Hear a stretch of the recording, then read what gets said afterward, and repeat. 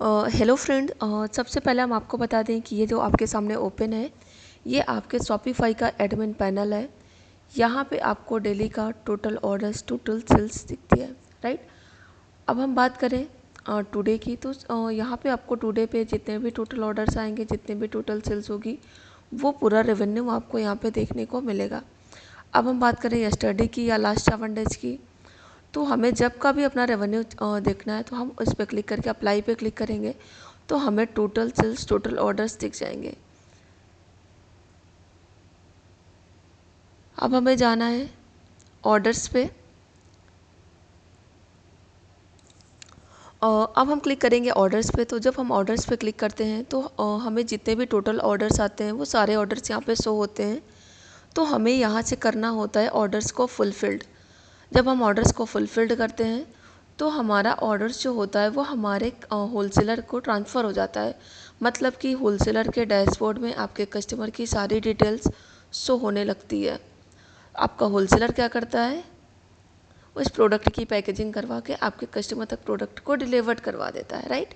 तो हमें यहाँ पे डेली के डेली ऑर्डर्स को फुलफिल्ड करना होता है। अब हम जाएंगे और ऑर्डर्स पे जाने के बाद हमें यहाँ पे दिखता है अबैंडेड चेकआउट्स।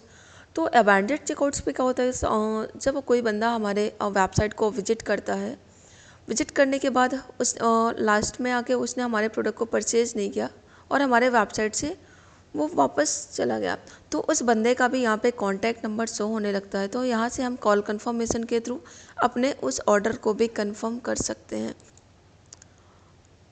अब हम क्लिक करेंगे प्रोडक्ट्स पे। प्रोडक्ट्स पे जाने के बाद हमें यहाँ पे जो प्रोडक्ट्स दिख रहे हैं ये हमारे वेबसाइट पे लिस्टेड प्रोडक्ट हैं। अब हम बात करें कि अगर आपके पास कोई प्रोडक्ट की CSV फाइल पड़ी हुई है या पिक्सल फाइल पड़ी है और आप उस प्रोडक्ट्स को अपने वेबसाइट पे अपलोड करना चाहते हैं, तो अपलोड करने के लिए हमें जाना है, राइट साइड आप देख रहे हैं इंपोर्ट दिया हुआ है, हम इंपोर्ट पे क्लिक करेंगे। यहाँ पे आ रहा है ऐड फाइल। ऐड फाइल पे जाने के बाद आपने जहाँ पे भी आपकी वेबसाइट आपका फाइल पड़ा हुआ है वहाँ से आप उसको सेलेक्ट करके अपलोड एंड प्रीव्यू पे क्लिक करेंगे तो वो फाइल आपके इस वेबसाइट पे अपलोड हो जाएगी, राइट। अब हमें जाना है, सपोज आपके पास कोई मैनुअली कोई प्रोडक्ट है, आप उसके ऑनलाइन सेल करना चाहते हैं, तो ऑनलाइन सेल करने के लिए सबसे पहले हम क्या करेंगे, उसको अपनी वेबसाइट पे अपलोड करेंगे। अपलोड करने के लिए हमको क्या करना है, जाना है ऐड प्रोडक्ट्स पे। हम क्लिक करेंगे ऐड प्रोडक्ट्स पे। तो यहाँ पे आ रहा है टाइटल। टाइटल में आपका जो भी प्रोडक्ट है, शूज़ है, वॉच है, टी शर्ट है, कुर्ती है, जो भी है आप उसका यहाँ पे नेम डालेंगे। इसके नीचे दिया हुआ है डिस्क्रिप्शन। डिस्क्रिप्शन में आप अपने प्रोडक्ट का डिस्क्रिप्शन फिलअप करेंगे। इसके नीचे आप आएंगे तो दिया हुआ है मीडिया। मीडिया में आप अपने उस प्रोडक्ट की इमेज अपलोड करेंगे।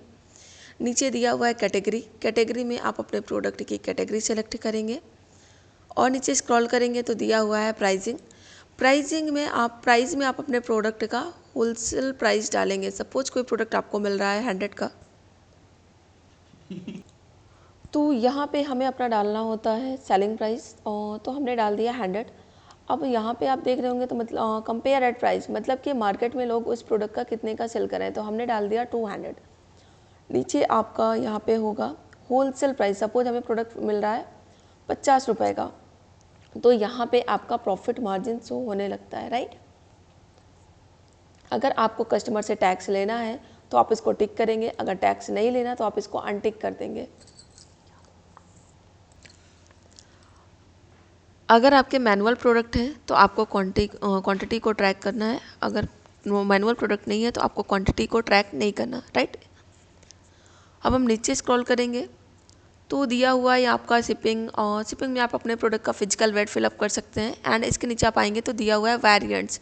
तो सर कुछ प्रोडक्ट हमारे ऐसे होते हैं जिसके कई सारे कलर्स एंड साइजेस अवेलेबल होते हैं, तो अगर आपके प्रोडक्ट्स में कलर एंड साइजेस अवेलेबल हैं तो आप यहाँ से आके उसको फिलअप कर देंगे। फिलअप करने के बाद आप राइट साइड जाएंगे तो वहाँ पे आपको सेव का ऑप्शन आ रहा है, आप इसको सेव करेंगे तो ये प्रोडक्ट आपके वेबसाइट पे अपलोड हो जाएगा, राइट। सर अब हम क्लिक करेंगे कलेक्शंस पे। तो कलेक्शंस पे जब हम क्लिक करते हैं तो यहाँ पे हम जितने भी कलेक्शंस क्रिएट करके रखते हैं हमें सारे कलेक्शंस यहाँ पे दिखते हैं। और सपोज हमें कोई नया कलेक्शन भी क्रिएट करना है तो हम जाते हैं क्रिएट कलेक्शंस पे। यहाँ पे आ रहा है टाइटल। टाइटल में हम हमें जो भी कलेक्शंस क्रिएट करना है हम उसका नेम डालते हैं। एंड इसके नीचे दिया है डिस्क्रिप्शन। डिस्क्रिप्शन में आपको कुछ भी नहीं फिलअप करना होता है।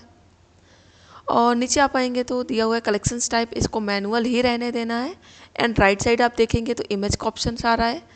इमेज में अगर आप जो भी कलेक्शंस बना रहे हैं उसकी कोई इमेज अपलोड करना चाहते हैं तो आप ऐड इमेज पे जाके उसकी इमेज अपलोड कर देंगे। करने के बाद यहाँ पे राइट साइड आपको सेव का ऑप्शन आ रहा है, आप सेव करेंगे तो ये आपका कलेक्शन बन के रेडी हो जाएगा, राइट। और चलो हमने इसको सेव कर दिया, राइट। अब हम यहाँ से बैक जाएंगे, अपने कलेक्शंस को चेक करेंगे कि हमारा कलेक्शन हमारे कलेक्शंस पे शो हो रहा है या नहीं। आप यहाँ पे देख सकते हैं आपका टी शर्ट का कलेक्शन बन गया है। अभी यहाँ पे सर कोई भी प्रोडक्ट्स नहीं पड़े इसलिए यहाँ पे 0 प्रोडक्ट्स दिखा रहा है। जब अब हमें सर क्लिक करना है इन्वेंट्री पे। तो सर इन्वेंट्री कंट्रोल क्या होता है, सारा ऑटोमेटेड होता है। यहाँ पे आप देख सकते हैं आपका स्टॉक शो हो रहा है कि आपके प्रोडक्ट का कितना स्टॉक अभी अवेलेबल है।